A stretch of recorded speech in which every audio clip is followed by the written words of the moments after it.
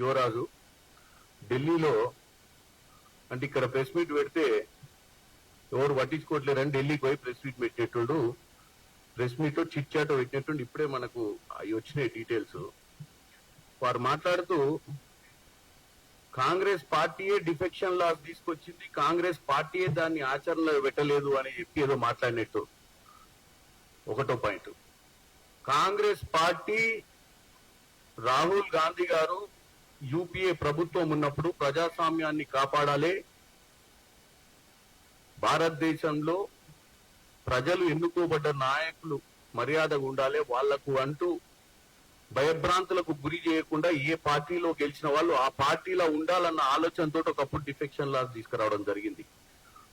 వాటిని టోటల్ గా భారతదేశంలో 2014 తర్వాత భారీ ఎత్తున తుంగలోకి దొక్కినటువంటి పార్టీలు అంటే బీజేపీ మరియు బీఆర్ఎస్. బీఆర్ఎస్ పార్టీ గతంలో 10 ఏళ్ల పాలనలో ప్రజాస్వామ్యాన్ని ఖూనీ చేయడమే కాకుండా ప్రజాస్వామ్యంలో ఎన్నికల ద్వారా గెలిచినటువంటి లీడర్లను వెనకటి ఎప్పుడైనా ఏదైనా ఓటింగ్లు అవసరం ఉంటే లీడర్లతో మాట్లాడంగా లీడర్ల ఓటింగ్ లో బిల్లులు పాస్ చేయనీకో పక్క పార్టీలతో చర్చలు చేయంగా చూసినాము, పార్టీలలో చేర్చుకోగా చూడలే. అది తీసుకొచ్చిన సంస్కారము సంస్కృతి మొదలుపెట్టిందే భారతదేశంలో మహానాయకుడు కేసీఆర్ గారు. ప్రజాస్వామ్యంలో మ్యాజిక్ నెంబర్ దాటినాక కూడా పార్టీలకు భయభ్రాంతులకు గురి చేసి జాయిన్ చేసుకున్నటువంటి ప్రక్రియ బీజేపీ బీఆర్ఎస్ ది. ఇక్కడ బీఆర్ఎస్ ఒక స్టైల్ అయితే బీజేపీది ఒక స్టైల్.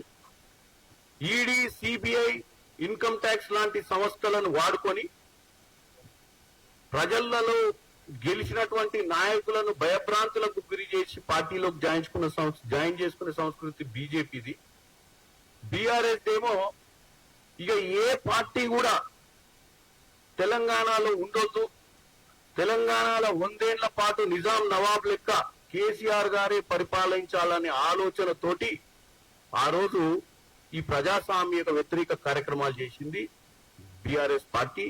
ఈ రోజు కేటీఆర్ గారు దయ్యాలు వేదాలు వలికినట్టుగా ఆయన ఢిల్లీలో కూర్చొని ఈ ముచ్చట మాట్లాడటం అనేది వింతగా ఉంది. ఇక పోతే రెండో అంశము, కాంగ్రెస్ పార్టీ అధికారంలోకి వచ్చిన 100 రోజుల్ని అన్ని గ్యారెంటీలు నెరవేరుస్తా అని చెప్పింది, నెరవేర్చలేదని. అది నువ్వుగా చెప్పాల్సింది, ఒక ప్రతిపక్ష నాయకునిగా నువ్వుగా చెప్పాల్సింది ప్రజలు చెప్పాలి. కాంగ్రెస్ పార్టీ వచ్చిన 100 రోజుల తర్వాత ఎలక్షన్ కోడ్ వచ్చింది. 100 రోజులలోనే కాంగ్రెస్ పార్టీ ప్రజాపాలన పేరుతో ప్రజల మధ్యానికి వెళ్లి ప్రజల దగ్గర వారి ఉన్న వ్యవస్థను తెలుసుకోనికి ఆ రోజు ప్రజాపాలన ద్వారా ప్రతి గ్రామ పంచాయతీలల్లో అప్లికేషన్లు తీసుకొని వాస్తవంగా ఇంప్లిమెంటేషన్ చేయడం గొప్ప కాదు. కాంగ్రెస్ పార్టీ గ్యారంటీలను ఇంప్లిమెంట్ చేయాలన్న చిత్తశుద్ధితో ఉంది కాబట్టి ప్రజాపాలన పేరుతో ప్రజల మధ్యనకి వెళ్లిపోయి ఉన్న పరిస్థితులు, ఎంతమందికి రేషన్ కార్డులు వచ్చినాయి, ఎంతమందికి డబుల్ బెడ్రూమ్లు వచ్చినాయి, గతంలో వాస్తవ పరిస్థితులు ఏంటి. ఎందుకంటే తెలంగాణలో కాంగ్రెస్ పార్టీ తెలంగాణ ఇచ్చిన తర్వాత 10 ఏళ్లు అధికారంలో ఉన్న బీఆర్ఎస్ పార్టీల వాస్తవాలు తెలియని పరిస్థితి ప్రజలకే కాదు, ప్రతిపక్షాలకు తెలియదు, ప్రజలకు తెలియదు. ఎన్ని జీవోలు ఇచ్చిర్రు, ఎన్ని చీకటి జీవోలు ఇచ్చిర్రు, ఎంత డబ్బు ఖర్చు పెట్టిర్రు అనే విషయం కూడా తెలియని పరిస్థితి ఉన్నటువంటి దాంట్లో మేము అధికారంలోకి వచ్చినాం. 65,000 అప్పున్న తెలంగాణలో 9 లక్షల పైచిలకు అప్పు అని తర్వాత తేలింది. మేమందరం 5 లక్షలు 4 లక్షలు అనుకున్నాం ఎన్నికల సమయంలో. ఎన్నోసార్లు సందర్భాలలో అయితే ప్రెస్ మీట్లలో వాస్తవంగా ఎంత అప్పు ఉంది తెలంగాణకు అని తెలియని పరిస్థితిలో మేము ఇవాళ ప్రభుత్వంలోకి వచ్చినాం. ప్రభుత్వంలోకి వచ్చిన 100 రోజులు మా మంత్రులు, ముఖ్యమంత్రి రోజు 18 గంటలు సెక్రటేరియట్ భవనంలో కూర్చొని అన్ని ప్రక్షాళనలు చేస్తే అప్పులు ప్రతి కుప్పలుగా తేలినాయి. ప్రతి శాఖల, విద్యుత్ శాఖల అప్పులే, పౌర సరఫరాల అప్పులే, ఇరిగేషన్ల అప్పులే. ఈ అప్పులన్నీ చూసుకుంటూ కూడా మాకు ప్రజలకు ఇచ్చిన వాగ్దానాలను నెరవేర్చాలన్న పట్టుదలతో కొన్ని పథకాలను నెరవేర్చడం. కోరున్న సమయంలో కూడా రేవంత్ రెడ్డి గారు ఆయన చెప్తే డిసెంబర్ నెలలోనే రుణమాఫీ చేస్తా అని చెప్పిరండి. మరి మీరు ఏమైనా మిగిలిచిపోతే కదా ప్రజలకు రుణమాఫీ చేయనికే. రుణమాఫీ చేయాలంటే ఎన్ని వేల కోట్లు కావాలో నీకు తెలుసు, మాకంటే ఎక్కువ. ఎందుకంటే ఎగ్గొట్టిపోయింది మీరు రైతులకు. చేయాల్సిన బాధ్యత మా మీద ఉంది. ముఖ్యమంత్రి గారు పార్లమెంట్ ఎన్నికల సమయంలో భువనగిరి యాదాద్రిలో లక్ష్మీనరసింహ సాక్షిగా ఆగస్టు 15వ తారీఖు రుణమాఫీ చేస్తా అని చెప్పి వచ్చిన తర్వాత కూడా ఇప్పుడు దాని మీద ఆల్రెడీ ఒక నిర్మాత్మకమైన నిర్ణయం తీసుకొని చేస్తున్నారు. మీరు మళ్ళీ తప్పుతో పట్టించాలని ప్రజల్ని ప్రయత్నం చేస్తున్నారు. ఇకపోతే మీరు కనుక నిజంగానే రాష్ట్రాన్ని మంచిగా పాలించుంటే ఫస్ట్ ఆఫ్ ఆల్ మీరు ఓడిపోయేటోళ్ళు కాదు ఇంత దారుణంగా. ఇక మీ నాయకులు పక్క పార్టీలకు పోతుంటే నాయకుల్ని కాపాడాల్సిన అవసరం ఉంటే నువ్వు ఢిల్లీలో పోయి ఏం చేస్తావో నాకు అర్థం కావట్లేదు. మేము తీసుకోవాల్సిన అవసరం లేదు, మాకు అవసరమే లేదు. మాకు 64 మంది ఎమ్మెల్యేలు, కమ్యూనిస్ట్ 65 ఉన్నాయి. మీరు 10 ఏళ్ల పాలనల ఆత్మ గౌరవం లేని పాలన, నాయకులకి ఆత్మగౌరవం లేని పరిస్థితి క్రియేట్ చేసిర్రు. భయభ్రాంతులకు గురి చేసి మీ కింద పనిచేయించుకుని ఎమ్మెల్యేలందరినీ ఇలా మారేటోళ్ళు. ఇలా మారేటోళ్ళు కేవలం మీ మీద ఉన్నటువంటి ద్వేషం. వాళ్ళు గెలిచి కూడా ఏ రోజు వాళ్ళు స్వతంత్రంగా బతకలేదు. మీ కుటుంబ పాలనను నలిగి బతికిరు. ఈ రోజు వాళ్ళకి అవకాశం వచ్చింది, తలెత్తుకొని బతకాలన్న ఆలోచనతోటి నియోజకవర్గంలో కూడా కొంతమంది ఎమ్మెల్యేలు 2 సార్లు గెలిచారు మీ ప్రభుత్వంలో. ఏ రోజు కూడా వాళ్ళు ఒక ఎమ్మెల్యే స్థాయిగా ఉండలే. ఏ రోజు కూడా మీ ఫామ్ హౌస్ కు పోవాలన్నా, సెక్రటేరియట్ కు పోవాలన్నా, వాళ్ళ బాధలు చెప్పుకోనికి ఏడికి పోవాలన్నా, ముఖ్యమంత్రి ఎక్కడుంటాడో కూడా తెలియని పాలన నుంచి ఒకేసారిగా స్వేచ్ఛ అనే పాలన చూసిన తర్వాత ఈ నాయకులందరూ ఈ రోజు స్వచ్ఛందంగా కాంగ్రెస్ పార్టీలకు రావాలనుకుంటున్నారు. కాంగ్రెస్ పార్టీ అనేది ఒక మహాసముద్రం. మీ లెక్క ఇంత చిన్న బాయిలో ఉన్న పార్టీ కాదు, ఇది సముద్రం. దీంట్లో ఎన్నో చెరువులు వచ్చి కలుస్తుంటాయి. అది ఇష్టం ఉన్నా ఇష్టం లేకున్నా వరదలు వచ్చినప్పుడు ఆటోమేటిక్ వచ్చి చెరువులన్నీ సముద్రంలో కలుస్తుంటాయి. మేము ఆ పనికి ఉండదు. మేము అన్కండిషనల్ గా జాయిన్ అయ్యేటోళ్లను వాళ్ళను భయభ్రాంతుల గురించి తీసుకోవట్లేదు. ఈరోజు భయభ్రాంతులు పెట్టి ఇవాళ వాళ్లకు ఏదో ఇష్టమని తీసుకోవట్లేదు. ముఖ్యమంత్రి గారే ప్రెస్ మీట్ లో చెప్పిండు, కొత్తగా జాయిన్ అయ్యే ఎమ్మెల్యేలకు ఎవరికి మంత్రి పదవులు రావని కూడా చెప్పిండు. అంటే మేము ఏది కూడా కండిషనల్ గా ఇస్తలేము జాయినింగ్స్ కి. ఈ జాయినింగ్స్ అన్నిటికీ కారణం నువ్వు, మీ నాయన హరీష్ రావు, మీరు అందరు ముగ్గురు చేయబట్టి ఈ రోజు ఈ నాయకులందరూ బయటకు వస్తుంది. 10 ఏళ్ల పాలన మీ నాయన కలవక మా ఎమ్మెల్యేలను మీ దగ్గరకు వస్తే యువరాజు కంటే ఎక్కువ యాక్టింగ్ చేస్తుంది. ఏ ఎమ్మెల్యే అన్న కష్టం చెప్పుకుందామన్నా, నష్టం చెప్పుకుందామన్నా మీ అయ్య దొరకకపాయ, సెక్రటేరియట్లు ఎవరు కూర్చోకపాయ, ప్రగతి భవన్ అప్పట్లో ప్రగతి లేని ప్రగతి భవన్ లో మనుషులే లేకపాయ. మరి ఎమ్మెల్యేలు ఎవరికి చెప్పుకోవాలి కష్టాలు? సరే గెలిచిర్రు, కడుపులో మండుతున్నా రగులుతున్నా మీ దగ్గర 10 ఏళ్ళు మీది కింద ఊడిగం చేశారు. ఈ రోజు రేవంత్ రెడ్డి గారు ముఖ్యమంత్రి అయిన తర్వాత రేవంత్ రెడ్డి గారు ముఖ్యమంత్రిగా, కేసీఆర్ ముఖ్యమంత్రిగా నేను మీ మీడియా ద్వారా ఒకటి అడుగుతున్నా. ఈ 4-5 నెలలలో ప్రజలు ఏం గమనించారు చెప్పు. రేవంత్ రెడ్డి గారు ముఖ్యమంత్రిగా ఏడుంటుండు, ఆయన ఇంటికాడు ఉంటుండు. రోజు పొద్దున నాలాంటి పోయినా కానీ ఛాయ్ తాపించి మాట్లాడుతుండు. రోజు ఎమ్మెల్యేలు అపాయింట్మెంట్ లేకుండా ఎమ్మెల్యేలు ముఖ్యమంత్రి గారి ఇంటికి పోవచ్చు. కావాలంటే మీరు సెక్యూరిటీ గారి దగ్గర పోయి అడగండి, అక్కడ చీఫ్ సెక్యూరిటీ ఆఫీసర్. ఎమ్మెల్యే వచ్చిందంటే డైరెక్ట్ ఎంట్రీ ఇస్తాడు. ఇక్కడ నాకు తెలిసి చాలా మంది రేవంత్ రెడ్డి గారు ఇంటికి ఇక్కడ పోయిన ప్రెస్ మిత్రుల్లో పోయారు. ఎమ్మెల్యేలు, ఎంపీలు, ప్రజలు గెలిపించబడ్డ నాయకులకు ముఖ్యమంత్రి గారి దగ్గర అపాయింట్మెంట్ అవసరం లేదు. 1 గంట లేటుగా కలగొచ్చు, ఆయన ఏదైనా మీటింగ్ ఉంటుంది తప్ప ఆయన ఎవ్వరిని కూడా ఆపడు. ఎందుకంటే ప్రజలు గెలిపించిందే ప్రజా సమస్యలు పరిష్కరించడానికి, ముఖ్యమంత్రి అయ్యిందే ప్రజల సమస్యలు పరిష్కరించడానికి. ఈ రోజు 6 గ్యారెంటీలు ఇచ్చింది వాస్తవం. 6 గ్యారెంటీలు నెరవేర్చాలన్న పట్టుదలతో ఉంది వాస్తవం. దీనికోసం మేము రాత్రి పగలు తర్జన పడుతున్నాం. అడ్డగోలుగా దండుకొని పోయిన కుటుంబ పాలన. మరి దీన్ని గాడికెక్కించే ప్రయత్నంలోనే ఈ రోజు రేవంత్ రెడ్డి గారు, మంత్రులు అందరు పనిచేస్తారు. ఇవాళ ఎటు దొరక ఇటు పోయే ఎమ్మెల్యేలను కాపాడుకోలేక ఎమ్మెల్యేలను ఏం తోచక ఢిల్లీలో పోయి ఢిల్లీలో దాచుకొని ప్రెస్ మీట్ పెడుతుంది. ఇక్కడనే పెట్టి ఓపెన్ చర్చకు రండి. మేము తీసుకుంటున్న ఎమ్మెల్యేలు, ఎమ్మెల్సీలు మీ వాళ్ళే కదా. మీరు మీటింగ్ కి పిలిస్తే కూడా రాని దౌర్భాగ్య పరిస్థితి ఎందుకు వస్తుంది? మీరు మన మీటింగ్ కి పిలిస్తే కూడా మీ పార్టీలో గెలిచిన ఎమ్మెల్యేలు మీటింగ్ వచ్చి మీకు మా కష్ట నష్టాలు ఇట్లున్నాయని చెప్పుకునే పరిస్థితి కూడా లేదంటే వాళ్ళు ఎంత బాధలలో ఉందో మీరు అర్థం చేసుకోండి. అట్లీస్ట్ చర్చ అయితే జరగాలి కదా మీ పార్టీలో. మీ మీద ఎంత భక్తి, ఎంత గౌరవం, మీ 10 ఏళ్ల పాలన మీద మీ మీద ఎంత అది ఉందో అర్థమవుతుంది ప్రజలకు.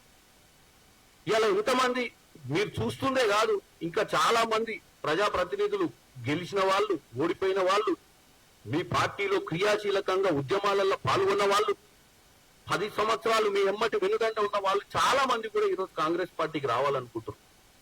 ఎందుకంటే ప్రతి నాయకుడు కూడా స్వేచ్ఛ కావాలని కోరుకుంటాడు. ప్రజలు స్వేచ్ఛ ఎట్లయితే కోరుకుంటారో నాయకులు కూడా స్వేచ్ఛ కావాలని కోరుకుంటారు.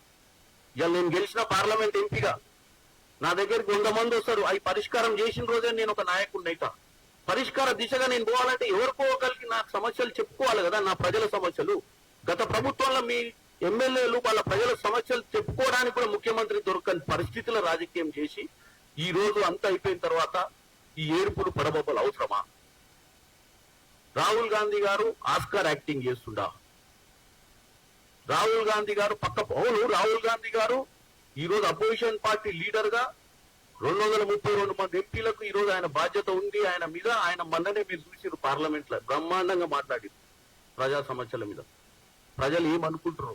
గత 10 ఏళ్ల ప్రభుత్వంలో రాహుల్ గాంధీ గారు కశ్మీర్ నుంచి కన్యాకుమారి నుంచి కశ్మీర్ దాకా 4,000 చిల్లర కిలోమీటర్లు నడిచి ప్రజలు వాస్తవంగా ఏం జరుగుతుంది, ప్రతి క్షేత్రస్థాయిలో ఏమైతుందో తెలుసుకున్నటువంటి నాయకుడు రాహుల్ గాంధీ. నరేంద్ర మోడీ 4 గోడల మధ్యన చెప్పే ముచ్చట ప్రెసిడెంట్ గారు బీజేపీ రాసి ఇచ్చినటువంటి వినతి పత్రం ప్రెసిడెంట్ గారు చదవడాన్ని సహించలేక వాస్తవ పరిస్థితులు రాహుల్ గాంధీ గారు మొన్న పార్లమెంట్ లో మాట్లాడటం జరిగింది. ప్రెసిడెన్షియల్ స్పీచ్ మీద మాట్లాడినప్పుడు దాన్ని తట్టుకోలేక దాన్ని హిందుత్వాన్ని వైపు మల్పించి బీజేపీ వాళ్ళు రాహుల్ గాంధీని హిందువులను తిడుతుండని చెప్పి తప్పుడు ప్రచారం చేస్తారు. ఆ స్పీచ్ మొత్తం వినండి. ఎక్కడ హిందువులను తిట్టిడా? కేవలం శివుడైనా బుద్ధుడైనా అల్లా అయినా ఎవరైనా కానీ అహింసను కోరుకోరు అనే విషయాన్ని చెప్పబోయింది తప్ప, హింసను కోరుకోరు అని చెప్పబోయిందే తప్ప, దాన్ని తప్పుడు విధంగా హౌస్ లో ప్రొజెక్ట్ చేయడమే కాకుండా ఆయన స్పీచ్ మాట్లాడేటప్పుడు కూడా 20 సార్లు స్పీకర్ డిస్టర్బెన్స్ చేసి వేరే వాళ్ళకు మైక్రోఫోన్ ఇచ్చింది.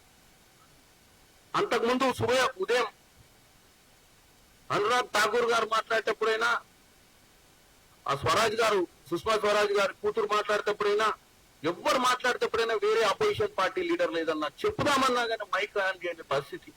స్పీకర్ కూడా 543 మంది ఎంపీలకు ఒక్కడే స్పీకర్, అందరు ఎంపీలు ఆయనకు సమానమన్న ఆలోచన లేడు. ప్రధానమంత్రి కూడా భారతదేశంలో అన్ని రాష్ట్రాలకు ప్రధానమంత్రి అన్న విషయమే మర్చిపోయింది 10 ఏళ్ల నుంచి. కేవలం గుజరాత్ కి ముఖ్యమంత్రిగా వచ్చి ఇంకా గుజరాత్ కే ప్రధానమంత్రిగా పనిచేస్తున్నట్టుగా కనపడుతుంది నాకు. సో కేటీఆర్ గారు మీరైనా బీజేపీ అయినా, బీజేపీ కొంచెంలో తప్పించుకుంది ఈసారి. అబ్కి బార్ 400 అన్నాడు, 240 లాగిండు. ఈ వచ్చేసారి 100 కూడా దాటే పరిస్థితి లేరు. ఆయన కూడా మీ బ్యాచ్ లో జాయిన్ అవుతాడు. మీరు అందరూ కలిసి బ్రహ్మాండమైనటువంటి ఏమంటారు తీర్థయాత్రలకు పోయి మీరు చింతలు బయటకు చేసుకునే పరిస్థితి ఏర్పడుతుంది. కాబట్టి రాహుల్ గాంధీ గారు ఆస్కార్ యాక్టర్ గారు ఈ భారతదేశం మొత్తంలో నెంబర్ 1 యాక్టర్, ఏక పాత్రాభినయం చేయగల నాయకుడు అంటే కేసీఆర్ ఒకప్పుడు. ఎందుకంటే 1 man show, 1 acting, 1 man acting.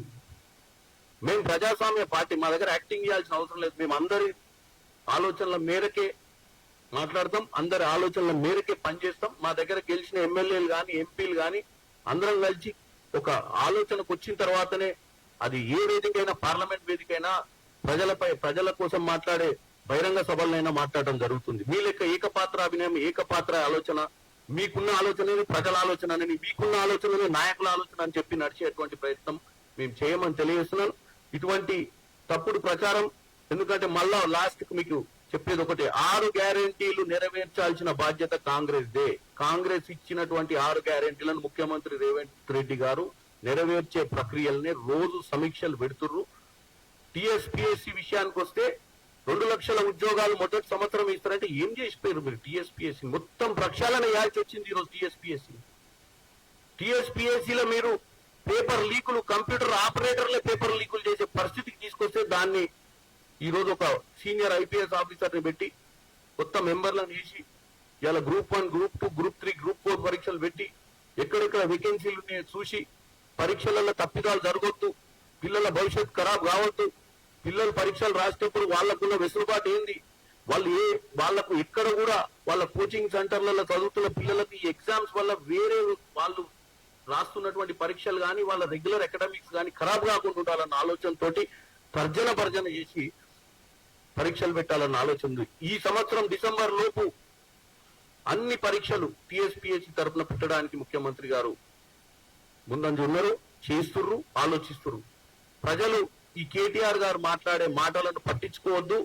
మీరు దయచేసి ప్రభుత్వానికి సహకరించాలి, అపోహలకు పోవద్దు. ప్రభుత్వం వచ్చింది, 10 ఏళ్ల తర్వాత మీరు ఒకసారి కాంగ్రెస్ పార్టీకి అవకాశం ఇచ్చిర్రు, 10 ఏళ్లు బీఆర్ఎస్ కి అవకాశం ఇచ్చి చూసిర్రు.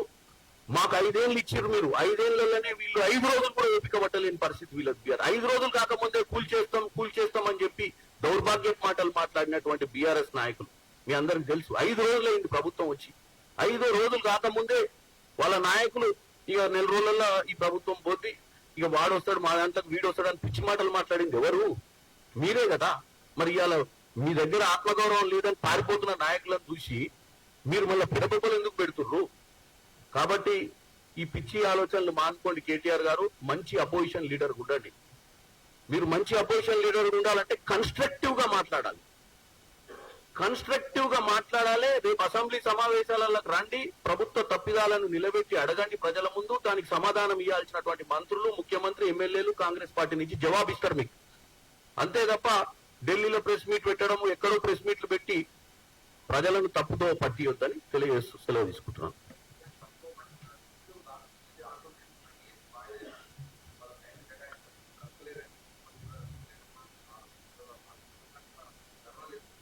ముఖ్యంగా నేను ఒకటే చెప్తున్నా, 1,00,000 మంది ఉంటారు పరీక్ష రాష్ట్రంలో. ఒక 5,000 మందికి ఒక సమస్య ఉంటుంది, 95,000 మందికి ఒక సమస్య ఉంటుంది. ప్రజాస్వామ్యంలో నెంబర్ అనేది ఇంపార్టెంట్. ఎవరు ఎప్పుడు పరీక్ష పెడితే ఎంతమంది లబ్ధి పొందుతారు, ఏ పరీక్ష పెడితే ఎవరికి అన్యాయం కాదనే దాని మీదనే మనం ప్రజాస్వామ్యంలో పాలన అందియాలి తప్ప 100% ఏదైనా నిర్ణయం తీసుకున్నప్పుడు 100% అందరూ హ్యాపీగా ఉండరు. కొంతమంది ఇప్పుడు పెట్టమంటారు, కొంతమంది పోస్ట్ పోన్ చేయమంటారు, కొంతమందికి వేరే ఆలోచనలు ఉంటాయి, కొంతమంది గ్రూప్ 3, గ్రూప్ 4, గ్రూప్ 2, గ్రూప్ 3 కలిసి పెట్టాలన్న ఆలోచన ఉంటుంది. కొంతమంది గ్రూప్ 1 ముందు పెట్టండి, తర్వాత గ్రూప్ 2, గ్రూప్ 3 తర్వాత పెట్టండి, మాకు ఇబ్బందులు ఉన్నాయి అంటారు. కొంతమంది మాకు సెలవులు కావాలని, నాకు కొన్ని ఫోన్లు వస్తున్నాయి, మాకు కొన్ని సెలవులు ఇప్పియండి, మేము డిఎస్సి ఎగ్జామ్ రాయాలి. మాకు ఈ డిఎస్సి ఎగ్జామ్ రాసేటప్పుడు మొత్తమే కాలేజీలో, యూనివర్సిటీలో మీరు పరీక్షలు మొత్తమే ఆపియాలి, ఎందుకంటే మేము చదువుకోవడానికి ఇబ్బంది. మరి అక్కడ యూనివర్సిటీ ప్రొఫెసర్ గారికి మాట్లాడినప్పుడు ఆయన సింపుల్ గా చెప్పింది, సార్ దాంట్లో పరీక్షలు రాసే దాంట్లో 90% డిఎస్సి రాస్తలేరు, 10% రాస్తారు. ఈ 10%కి మళ్ళీ తర్వాత పరీక్షలు పెడతా కానీ 90%కు పరీక్షలు ఆపినప్పుడు వాళ్ళు కూడా రోడ్డు మీదకి వస్తారు. సో మీరు అనేది ఏంటంటే వన్ సైడ్ చూడొద్దు. మనం ప్రజాస్వామ్యంలో ఈ రోజు ఉన్నటువంటి విద్యార్థులు, ఈ రోజు ఉన్నటువంటి నిరుద్యోగులు, వాళ్ళకున్న సమస్యలు ఏంది, ఏ నిర్ణయం తీసుకుంటే ఎక్కువ శాతం ఉన్నటువంటి నిరుద్యోగులకు మంచి జరుగుతూ ఆ నిర్ణయం తీసుకోవాల్సిన పరిస్థితి గవర్నమెంట్ ఉంటుంది తప్ప కొంతమందిని పక్క పార్టీలు, అదే ప్రతిపక్ష పార్టీలు, అపోజిషన్ పార్టీలు రెచ్చగొట్టి ఎట్టి పరిస్థితుల ఉద్యోగాలు రానియకుండా, పరీక్షలు పెట్టకుండా ఏం చేయాలన్న ఆలోచనతో తిరుగుతురు. ఎందుకంటే పార్టీని, కాంగ్రెస్ పార్టీని మొదటి సంవత్సరంలో బద్నాం చేయాలన్న ఆలోచన ఉంది తప్ప అరే విద్యార్థులకు, నిరుద్యోగులకు అన్యాయం జరుగుతుంది, మన రాజకీయాల కోసం వాళ్ళ భవిష్యత్తుని ఖరాబ్ చేయొద్దన్న ఆలోచనతో లేరు. 10 ఏళ్ళు అధికారం ఇచ్చినా ఇంకా సిగ్గు లేదు. ఇదే జనం 10 ఏళ్ళు అధికారం ఇచ్చారు, దండిగా దండుకుర్రు, రాష్ట్రాన్ని ఆగం చేసిపోయి మళ్ళా గిదే ప్రజలను, గిదే విద్యార్థులను, గిదే నిరుద్యోగులను తప్పుతో పట్టించి ప్రభుత్వం పరీక్షలు పెట్టకుండా చేసి, ప్రభుత్వాన్ని ఎట్టి పరిస్థితుల్లో వాళ్ళకు ఉన్నటువంటి శక్తులన్నీ వడ్డించి ప్రభుత్వాన్ని గాలి తప్పించే ప్రయత్నం చేసేటువంటి ప్రక్రియలు నడుస్తున్నాయి. వీటన్నిటికీ తలవంగా మేము ఎక్కువ శాతం ప్రజలకు ఏది మంచో అదే చేస్తాం. ఓకే, నమస్కారం.